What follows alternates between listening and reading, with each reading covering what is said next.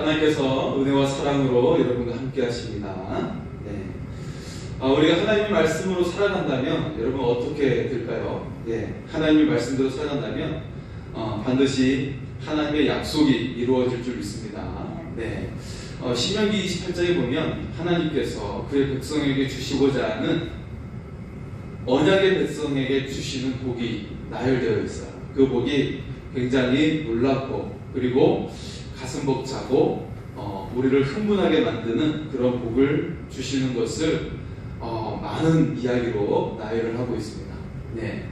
그 가운데 가장 핵심적인 그런 내용이 있다면 모든 민족 위에 뛰어난 민족이 되게 하겠다라는 내용이고요. 그리고 너희가 열방 가운데 제사장의 나라가 되게 하겠다라는 그런 말씀이죠. 제사장의 나라라고 하는 것은 왕 중의 왕, 왕 같은 나라가 되겠다, 통치자의 나라가 되겠다라는 그런 내용입니다. 그래서 여러분 많은 나라들이 있지만 또 강력한 나라가 있어서 주변 국들을 지배하고 조공을 바치게 하고 그렇게 하지 않습니까? 그런 것처럼 너희를 강력한 나라, 통치자의 나라가 되게 하겠다라고 약속을 하고 계시죠. 자, 그런 그와 같은 나라가 실현되었던 적이 있어요. 바로 다윗 왕이 집권하고 있었을 당시에 그랬죠. 그래서 주변 나라들을 흥정을 하고 그래서 그 나라들이 이스라엘에게 조공을 바치던 그런 시대가 있었습니다. 자, 이처럼 하나님께서 주시는 그런 말씀을 지키는 자에게 주시는 축복 굉장히 놀라워요. 우리가 생각하는 것 이상의 놀라운 일을 하나님께서 행하십니다. 이 민족이 우리가 잘나서가 아니고 하나님과 우리와 관계를 잘 맺으면 하나님은 어떤 분이십니까? 지혜의 근본이면서 축복의 근본이 되시죠. 그렇기 때문에 하나님의 그 지혜와 축복이 우리 속에 스며 들어오게 되는 거예요. 하나님과 연결되었으면 그것이 들어오게 되는 거예요. 마치 아기를 가진 엄마가 탯줄로 아기에게 영양분을 공급하고 그리고 그 감정과 지혜를 서로 교류하고 나누는 것처럼 그것이 공급되는 거예요. 탯줄을 통해 공급이 되는 것이죠. 우리가 하나님의 말씀 안에 거하고 하나님 안에 거하면 하나님의 축복, 하나님의 영광이 여러분의 삶 가운데 임하게 될 줄 믿습니다. 그러니까 여러분 하나님과 연결되어 있는 것은 축복의 줄이 연결됨을 우리가 믿을 수 있기를 소원합니다. 그런데 오늘 예레미야의 상황은 너무나도 달라요. 오늘 말씀의 상황은 너무나도 다르다는 것이죠. 예레미야 선지자는 하나님의 말씀대로 순종을 했어요. 순종을 하는데 그 말씀대로 사람들에게 메시지를 전했어요. 그리고 그에게 돌아온 것은 무엇이에요? 하나님의 말씀대로 사역을 했고 하나님의 말씀을 그대로 백성들에게 전했는데 그에게 돌아오는 것은 영광이 아니고 축복도 아니고 고통이에요. 그의 고향 아나도 사람들은 예레미야를 죽이겠다고 협박까지 하는 거예요. 여러분 이 아나도스는 굉장히 유래가 깊은 곳이에요. 유래가 깊은 곳이에요. 제사장의 도시예요. 제사장. 그 정도로 제사장이 나오고 했던 그 선지자가 나오고 제사장이 나오고 하는 그런 유래가 깊은 곳인데 그 고향 사람들이 예레미야를 죽이겠다고 협박을 하고 있는 거예요. 이게 무슨 상황입니까? 무슨 상황이죠? 자, 지금의 상황을 알면 우리가 이해가 돼요. 어떤 상황이냐면 지금 북아부 이스라엘은 멸망을 했어요. 멸망한 지 대략 100년에서 150년 사이가 됐어요. 그런 상황이고 남은 유다도 어때요? 이제 멸망을 앞두고 있어요. 멸망을 앞두고 있는 상황이죠. 즉 유다의 멸망이 임박해 있는 상황입니다. 그 상황에서 하나님은 예레미야에게 아주 큰 사명을 주셨어요. 그냥 보통의 사명이 아니고 아주 큰 사명을 주셨는데 그것은 예레미야 1장에 나와 있는 것처럼 너를 통해 너희의 입술을 통해 열방을 무너뜨리고 열방을 다시 세우는 일을 하겠다. 할렐루야. 얼마나 큰 사명입니까? 우리가 한 나라를 세우는 것도 아주 엄청난 일인데 그죠? 우리가 건국신화 같은 거 많은 이야기 들었잖아요. 주몽신화랄지 뭐 태조 이성계랄지 그런 건국 신화를 많이 들었지만 예레미야를 통해서는 열방 많은 나라들을 무너뜨리고 세우는 사역을 그 사명을 너에게 주겠다 하셨어요. 얼마나 대단한 사명자입니까? 그죠? 굉장히 큰 사명을 받았어요. 예. 그런데 어떻게 돼요? 그가 그 사명을 받았는데 유다의 멸망을 자신의 민족에게 전해야 되는 상황이에요. 유다의 멸망을 전해야 되는 상황인데 그러니까 어떻게 되겠습니까? 나의 동포들이 나의 조국의 사람들이 나를 대적하는 거예요. 어떻게? 너 매국노라고 나라를 팔아먹는 놈이라고 그렇게 대적하는 거예요. 그러면서 탄압을 하고 또 죽이려고 하는. 예. 자, 여기서 우리가 놓쳐서는 안 되는 점이 있어요.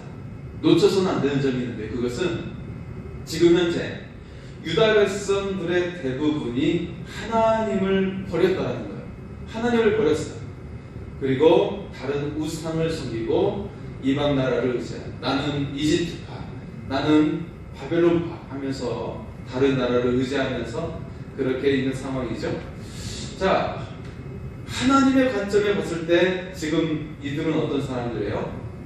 의인이 아니에요. 결코 의인이 아니고 그들은 모두 악인이 되어 있어요. 하나님을 믿지 않고 하나님을 버리고 하나님을 등지고 있는 상태에 있기 때문에 하나님 보시기에 그들은 전부 다 악인이에요. 악인. 아브라함과 언약을 맺고 그렇게 모세를 통해 홍해를 이끌었던 그 민족의 역사를 가지고 있지만 지금 현재의 상황은 모두 악인이 되어 있는 거예요. 하나님을 미워하고 있기 때문에. 자, 예레미야는 앞에 있는 말씀 11장에서 고향 사람들에게 죽음의 협박을 받고 있었죠. 매우 두렵고 떨리는 상황이에요. 이때 하나님께서는 예레미야야, 너는 절대 죽지 않을 것이야. 오히려 너를 협박하고 있는 너의 고향 사람 아나돗 사람들에게 내가 심판을 내릴 거야. 그러니까 두려워하지 마. 그렇게 말씀을 하셨어요. 자, 오늘 12장 말씀 속에서는 예레미야가 하나님께 정말 그 답답함을 물어요. 그 답답함을 질문하고 하나님께서는 그것에 대해 답변하는 형식으로 되어 있는 말씀이에요. 네. 예레미야가 묻는 질문은 하나님, 왜 악인이 잘 먹고 잘 살고 있을까요? 왜 악인이 나쁜 짓을 행함에도 형통할까요? 라고 묻는 질문이에요. 그리고 이것에 대해 하나님은 대답을 하고 계세요. 걱정하지 마. 예. 악인을 향한 하나님의 분노에 대해서 말씀하고 계시고 악인을 심판하겠다라고 말씀하고 계세요. 하지만 그 가운데 정말 하나님께서 원하시는 마음을 그 결론으로 예레미야에게 말씀을 하고 있어요. 소개를 하고 있어요. 정말 하나님께서 그 마음속에 원하는 그런 마음, 하나님의 의도, 하나님의 그 뜻을 예레미야에게 소개를 하고 있는데 그것은 무엇일까요? 나는 내 백성을 살피고 내 백성을 회복하리라. 내 백성을 살피고 회복하리라 라는 진정한 마음을 예레미야에게 말해주고 있어요. 이것이 정말 우리를 향하신 하나님의 마음입니다. 오늘 말씀의 제목은 그래서 내 백성을 살피고 회복하리라 입니다. 내 백성을 살피고 회복하리라. 예. 여러분, 우리 인생에서 정말 궁금한 것이 많잖아요. 예. 나쁜 놈들이 잘 되고 우리는 열심히 노력해도 그냥 눈에 보이지도 않는 것 같고 그런 상황을 맞이할 때가 많죠. 그런데 하나님은 우리에게 대반전과 대역전의 역사가 있음을 말씀하고 있어요. 그것이 바로 대표적으로 어떤 사건을 우리가 생각할 수가 있죠.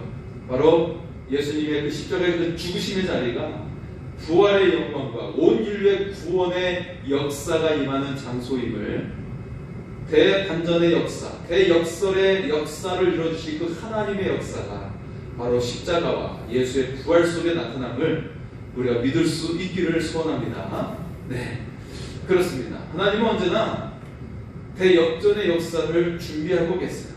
네, 요셉이 노예가 되고 심지어 죄수가 되어 지하 감옥에 끌려갔을 때도 그것이 그 인생의 마침이라고 하지 않으셨어요. 오히려 그 지하 감옥, 가장 인생의 그 처참한 밑바닥이 그를 높이 들어올리는 영광의 장소로 삼았음을 우리가 믿을 수 있기를 소원합니다. 요셉이 똑똑하고 잘나서가 아니라 하나님은 그의 모든 것을 포기하게끔 만들어 주셨어요.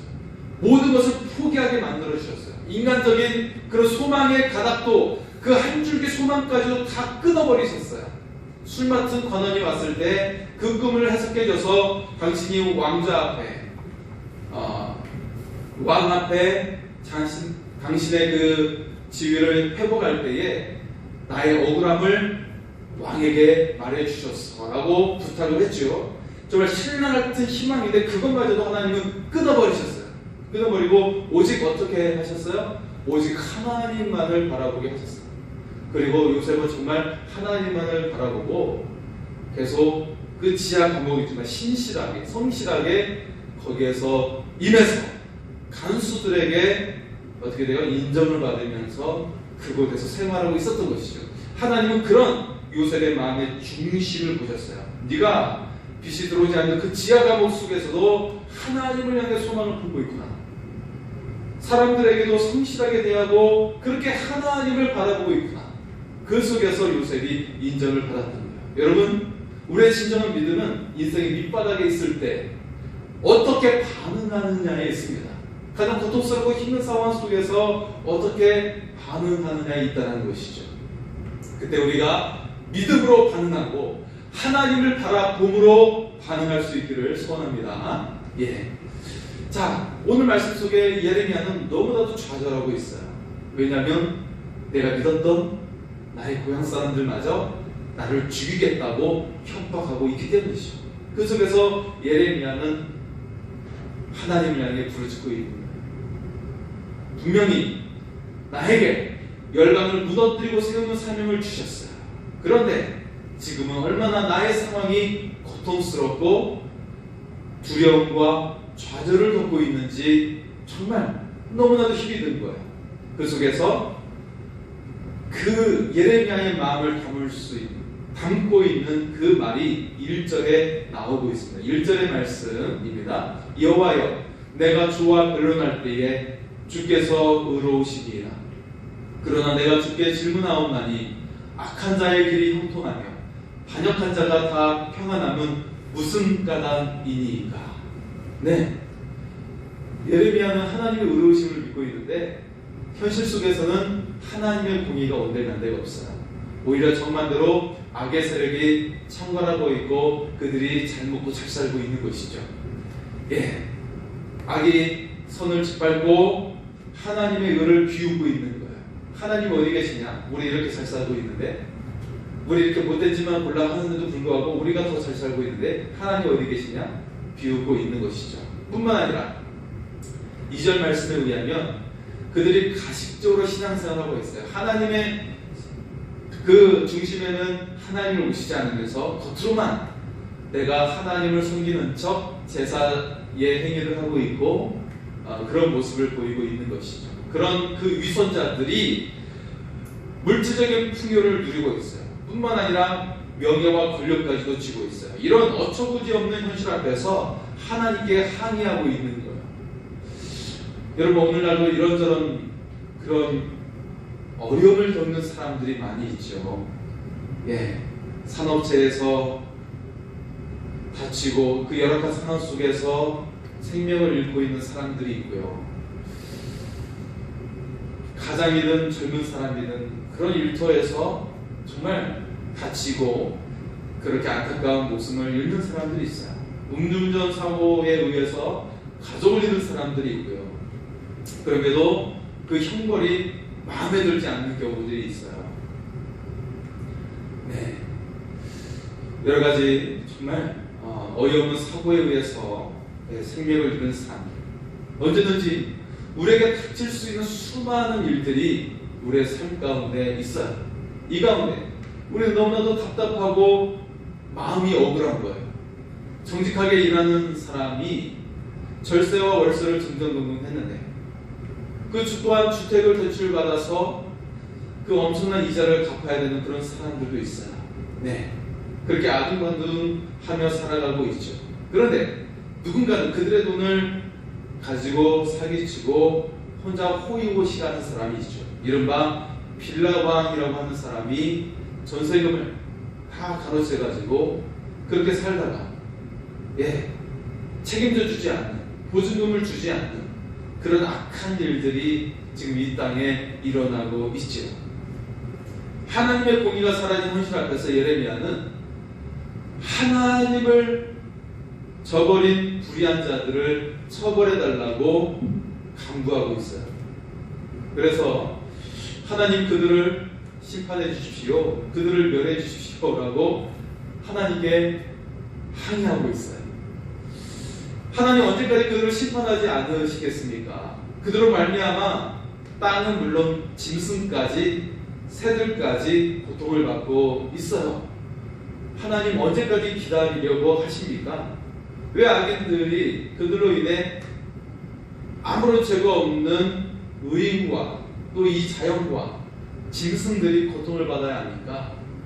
공장을 운영하면서 폐수를 흘러보내가지고 수많은 동물을 죽이고 오염수를 방출해가지고 기형을 만들어내고 그런 일들을 하는데 하나님 왜 그냥 놔두고 계십니까? 항의하고 있는 거예요. 오늘날도 우리의 편의를 해서 플라스틱을 사용하고 있고 환경 오염을 그냥 방치하고 있는 많은 사람들이 있죠. 저도 전에 제주 열방대학에서 선교훈련을 받은 적이 있었어요. 거기서 머물렀던 기간이 2개월이었는데요. 그때 이제 16년 전이죠. 굉장히 오래됐죠. 16년 전인데 그때 일주일에 한 두세 번씩은 해안가에 나가서 청소를 했어요. 나가서 청소했는데 얼마나 쓰레기가 많이 나오는지 모릅니다. 그런데 그 16년 전에는 이미 그때는 제주도로 이사가는 열풍이 없을 때였어요. 그때는 시작되기 전이었습니다. 그러니까 지금은 얼마나 이 해안이 더욱더 오염되어 있겠습니까? 그죠? 지금은 더 심하겠죠. 거기에 그 해안 쓰레기가 물에 스며들어서 미세 플라스틱이 돼가지고 물고기가 그걸 섭취하고 그것을 또한 우리가 또 섭취해서 우리 몸에 들어가요. 그래서 우리 뇌와 장기 속에 스며 들어가게 되는 거예요. 그러면 여러분 어떻게 되겠습니까? 뇌에 문제가 생기고 장기에 문제가 생깁니다. 우리 혈액에도 문제가 생기게 되는 거예요. 그런 일이 돌고 돌아서 우리에게 돌아오게 되는 것이죠. 이제 우리의 식품에 안전한 곳이 없을 정도로 된 것입니다. 기독교의 최고의 변증가라고 알려진 C.S. 루이스라는 사람이 있어요. 그분이 고통에 관해서 두 권의 책을 썼습니다. 첫 번째 책은 고통의 문제라는 그런 제목인데요. 하나님이 선하시고 전능하시다면 왜 피조물이 고통당하도록 허락하시는가? 그 질문으로 시작을 해요. 그것에 대해서 많은 사람들이 그의 논리와 그의 답변이 매우 합리적이고 신학적인 접근이라고 정평이 나 있어요. 그래서 그것입니다 라고 정평이 나 있죠. 이것에 대해 그 책에서 이렇게 대답합니다. 고통은 귀먹은 세상을 불러 깨우는 하나님의 메가폰입니다 라고 쓰여 있어요. 귀먹은 세상을 불러 깨우는 하나님의 메가폰, 이것이 고통이라고 말하고 있는 것이죠. 하나님께 돌아가야 돼. 하나님을 향해 부르셔야 돼 라고 불러 깨우는, 우리를 불러 깨우는 하나님의 메가폰. 그런데요, 그리고 나서 20년 후에 그가 또 다른 고통에 대한 책을 쓰는데요. 두 번째 책, 헤아려본 슬픔을 집필해요. 이 책을 사람들은 루이스, C.S. 루이스의 심장을 담은 슬픔의 일기라고 부르고 있어요. 왜냐하면 그가 평생 독신으로 살다가 60세가 되기 전 59세에 결혼을 해요. 이거 얼마나 그가 독신으로 그렇게 오랫동안 경건하게 살았는지 볼 수가 있죠. 59세에 결혼을 하게 되는데 결혼한 지 3년 만에 그의 아내가 암으로 세상을 떠나요. 59년 동안 혼자 살다가 결혼을 했는데 결혼한 지 3년 만에 아내가 세상을 떠나는 거예요. 이때 그의 새로운 책에서 하나님을 향한 원망이 가득해요. 하나님은 선하신 분도 아니시고 전능하신 분도 아닙니다 라고 표현하죠. 그의 자신의 울분을 자신의 감정대로 표현하고 있어요. 아마도 슬픔을 당한 자의 울음소리로 느껴지는 그런 내용을 담고 있는 것이죠. 자, 그 책의 결론은 뒤에서 다시 소개합니다. 자, 오늘 예레미야는 하나님을 향해 울분을 호소하고 있어요. 5절에서도 보면요, 5절의 말씀을 볼까요? 만일 내가 하나님을 향해 울분을 호소하고 있는데 하나님은 이 예레미야에게 이제 답변을 시작합니다. 예레미야를 향해 답변을 시작하는데, 자, 5절의 말씀을 통해 하나님이 이렇게 답변을 하고 있습니다. 만일 내가 보행자와 함께 달려도 피곤하면 어찌 능히 말과 경주하겠느냐. 내가 평안한 땅에서는 무사하려니와 요단강 물이 넘칠 때는 어찌하겠느냐. 지금 하나님께서 예레미야를 향한 그런 말투를 보시면 예레미야를 위로하는 것이 아니에요. 예레미야의 그 수고와 노고를 그를 위로해 주지 않습니다. 대신에 다른 비유로 예레미야에게 그를 독려하는, 그런 독려하는 말씀을 하고 있어요. 예레미야가 지금 처하고 있는 현재의 상황은 보행자와 함께 달리는 모습이에요. 보행자와 함께 가고 있는 모습인데, 그래서 편안한 땅으로 그렇게 비유하고 있어요. 지금 네가 현재의 너의 상황은 그래도 편안한 거야, 평안한 거야 라고 말을 하고 있어요. 말씀을 하고 있는데, 그러면서 어떻게 하고 있어요? 그렇게 보행자와 함께 네가 달려도 지금 피곤하다고 말한다면 어떻게 말과 함께 경주하겠느냐 말하고 있는 거예요. 여러분, 말과 함께 달릴 수가 있어요? 말이 달리는 거고 내가 달리는 거고 지금 비교가 되겠어요? 그런데 하나님은 네가 말과 함께 경주할 정도로까지 되어야 한다 말하고 있는 거예요. 앞으로 네가 처할 상황은 지금은 어려움이라고 볼 수 없을 거야. 앞으로 너에게 닥칠 상황은 그것과 비교할 수 없는 일이 일어나게 될 거야. 그래서 너의 모든 것을 잡아삼킬 정도로 더 큰 어려움이 올 수 있는데 더 강건해지라고 말씀하고 있는 거예요. 더 마음을 단단히 먹으라고 말씀하고 있는 거예요. 그래서 6절에서도 이렇게 말씀을 하고 있죠. 지금 고향 사람들이 너를 죽이려고 위협한다고 벌써 코가 석자나 빠졌느냐? 앞으로 너의 형제, 너의 아버지의 집이 너를 속이며 너를 죽이라고 소리 지를 것인데 벌써 힘들어 죽겠다고 하면 그때는 어떻게 감당하겠느냐?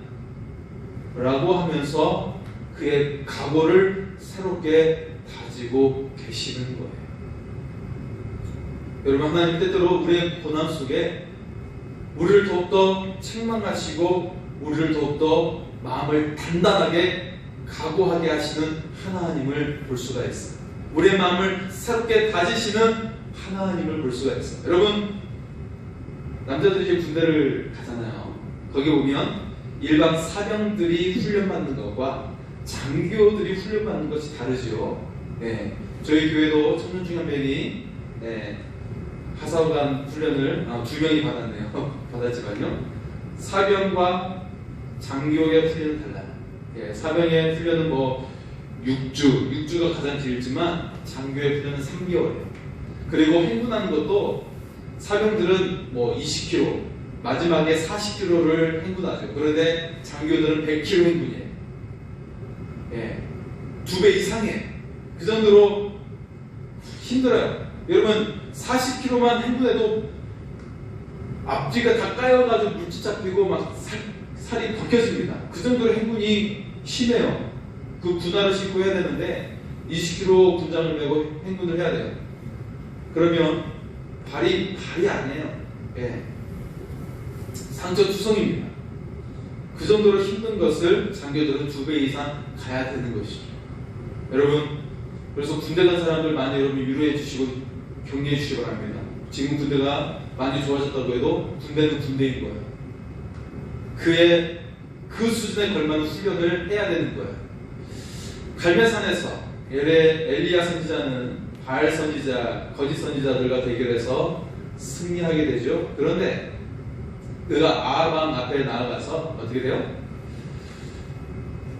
3년 만에 내리는 그 장대비를 맞으면서 왕이 탄 마차보다 더 빨리 그 앞에서 달려서 이스라엘로 도착하는 그런 말씀이 나오죠. 등장하죠. 하나님의 능력이 그에게 임해서 말보다 더 빨리 달리는 말보다 더 빨리 경주하는 모습을 보여주고 있어요. 여러분, 이스라엘 백성이 약속의 땅에 들어가기 전에 요단 강물이 막고 있어요. 그런데 하나님은 이 범람한 요단강을 건너게 하시죠. 여호수아를 비롯한 이스라엘 모든 백성이 하나님의 말씀에 순종하면서 요단강에 발을 내딛었을 때 요단강이 갈라질 줄 믿습니다. 뿐만 아니라 그 앞에 있는 적군은 매우 강대한 여리고 성이고, 그리고 그곳에 살고 있는 거인 족속 아낙 자손이 살고 있는 성이에요. 거대한. 그러니까 다윗 앞에 있는 골리앗과 같은 장수들이 그곳에 거주하고 있어요. 살고 있어요. 그런데 하나님은 능히 그것을 무너뜨리고 정복하게 하신 줄 믿습니다. 오늘 하나님은 예레미야에게 새로운 각오를 다지게 하시면서 이제 네가 40년 동안 말과 경주하는 삶을 살아야 되는데 너는 결코 쓰러지지 않을 것이다. 그것을 능히 감당하게 될 것이다. 그렇게 새로운 각오를 다지면서 실제로 예레미야의 그 40년의 사역은 능히 그 모든 사명을 감당하게 됩니다. 담대하게 하나님의 말씀을 전하면서 매를 맞기도 하고, 그리고 착고에 채워 물 없는 무덤에 던져지는 어려움을 겪기도 하게 되죠. 그리고 드디어 바벨론에 의해 예루살렘이 파괴가 되어지고 이스라엘 백성들이 죽거나 포로로 끌려가게 됩니다. 이 모든 일을 그가 그의 일생 동안에 겪게 됩니다. 그 같은 상황에서 예레미야는 하나님을 원망하지 않고 하나님 나라의 장군으로, 사성 장군으로 맡겨진 사명을 완수하게 된 줄 믿습니다. 자, 하나님은 예레미야에게 이처럼 각오를 새롭게 다짐하게 하셨어요. 그리고 앞으로 이스라엘에게 닥칠 일들이 어떠한지를 보여주고 계십니다. 여러분, 하나님 앞에서 이스라엘은 어떤 존재입니까? 하나님께서 낳은, 하나님의 배로 낳은 자녀예요. 하나님의 집이 되고 하나님의 소유가 되고 하나님의 마음을 다해 사랑하는 자녀들이에요. 하나님의 잘 갖고 놓은 아름다운 포도원이었어요.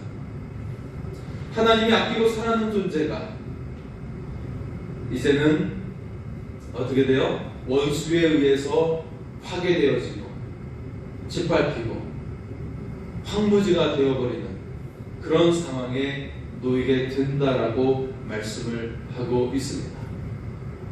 여러분, 십자가 대신 예수님은 육체의 고통, 창에 찔리고 채찍에 맞으시고 그 육체에 당하는 고통이 매우 크셨죠. 그런데 가장 큰 고통은 내가 사랑했고 나와 함께 고통을 그 말씀과 같이 거주하며 살았던 그 제자들의 배신, 그 제자들의 배신이 예수님의 마음에는 더 마음이 아팠습니다. 더 그 가슴이 찢어지는 고통이었습니다. 그것이 예수님의 마음을 무너지게 했습니다. 사랑하는 사람보다 배신당하는 것만큼 큰 고통이 없는 것이죠. 하나님은 이스라엘로부터 받았던 배신의 고통이 얼마나 큰지 황무지가 나를 향하여 슬퍼하는도다 라고 11절에 표현을 하고 있어요. 그렇지만 하나님의 이스라엘 향하신 분노는 미움의 분노가 아니에요. 사랑의 분노였어요. 미움의 분노는 상대방을 파멸시키지만 사랑의 분노는 상대방을 다시 세워주시는 거예요. 자, 그래서 하나님은 비록 그들을 원수의 손에 넘기시지만 하나님은 그들을 새롭게 하시기 위함이라고 말씀하고 있습니다. 그들을 새롭게 그 정원을, 그 무너진 정원, 황폐해진 그 정원을 가리고 닦아서 다시 아름답게 세우고자 함임을 말씀하고 있습니다. 자, 15절 말씀 이렇게 말씀합니다. 내가 그들을 뽑아낸 후에 내가 돌이켜 그들을 불쌍히 여겨서 각 사람을 그들의 기업으로 각 사람을 그 땅으로 다시 인도하리니. 하나님 이스라엘을 다시 세워주시는 이유는 그들을 불쌍히 여기시기 때문이에요. 하나님의 우리를 향하신 긍휼은 그 긍휼 때문에 우리가 지금 존재할 수 있는 이유가 되는 것이에요. 그런데 하나님은 그들에게 다음과 같은 조건을 제시하고 계세요. 16절의 말씀입니다. 그들이 내 백성의 도를 부지런히 배우며 살아있는 여호와라는 내 이름으로 맹세하기를 자기들이 내 백성을 가리켜 바알로 맹세하게 한 것 같이 하면 그들은 내 백성 가운데에 세움을 입으려니와. 자, 여기서 그들은 바로 이스라엘을 의미하기도 하지만 지금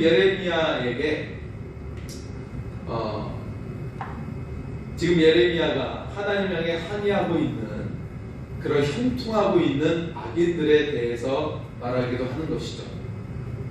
하나님을 배신하고 바알을 신봉하고 있는 그들을 말하고 있어요. 하지만 지금부터라도 하나님의 도를 배우고 하나님의 이름을 경배하며 살게 된다면 다시 하나님의 백성으로 세워주시겠다는 거예요. 내가 너희를 그냥 무작정 심판하는 것이 아니라 지금이라도 하나님의 이름을 부르면 내가 내 백성으로 세워주겠다 말씀하고 있어요. 예레미야가 분통해했던 이 형통한 악인을 하나님께서 지금 묵과하시는 이유가 바로 여기에 있는 거예요. 그들이 회개하고 하나님께로 돌아올 기회를 주시겠다라는 거예요. 하나님은 모든 사람이 회개하고 구원에 이르기를 원하시는 거예요. 그래서 아무도 멸망하지 않고 참 구원의 빛 가운데 거하기를 원하시는 거예요. 그것이 우리를 향하신 하나님의 마음이지요. 그렇지만 하나님은 무한정 기다리지 않으신다는 것입니다. 자, 17절의 말씀입니다. 17절입니다. 그들이 순종하지 아니하면 내가 반드시 그 나라를 뽑으리라. 뽑아 멸하리라. 여호와의 말씀이니라. 어느 시점에 이르면 하나님께서 반드시 심판하실 수밖에 없다라는 것이죠. 그래서 하나님께서 의인을 세우고 계시는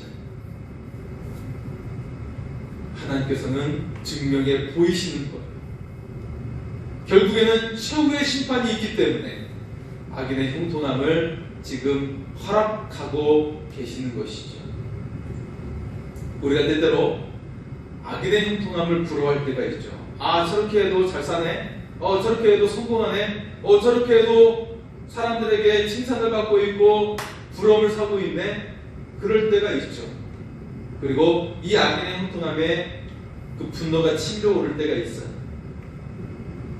악인의 형통함에 대해서 하나님의 공의가 어디 있느냐고 우리가 말할 때가 있어요. 야, 하나님이 살아계시냐? 무슨 신이 어디 계시냐? 라고 말하는 사람들이 있어요. 하지만 우리가 공의의 하나님을 믿는다면 우리의 삶에 일어나는 모든 일들이 내 판단이 아니라 하나님의 판단에 맡겨야 하는 줄 믿습니다. 내 뜻이 아니라 내 뜻이 나를 지배하는 것이 아니라 하나님의 판단이 나를 지배하게 해야 한다는 것입니다. 앞에서 C.S. 루이스가 59세에 결혼했던 아내가 3년 만에 암으로 죽게 되는 사별하는 그 이야기를 했는데요.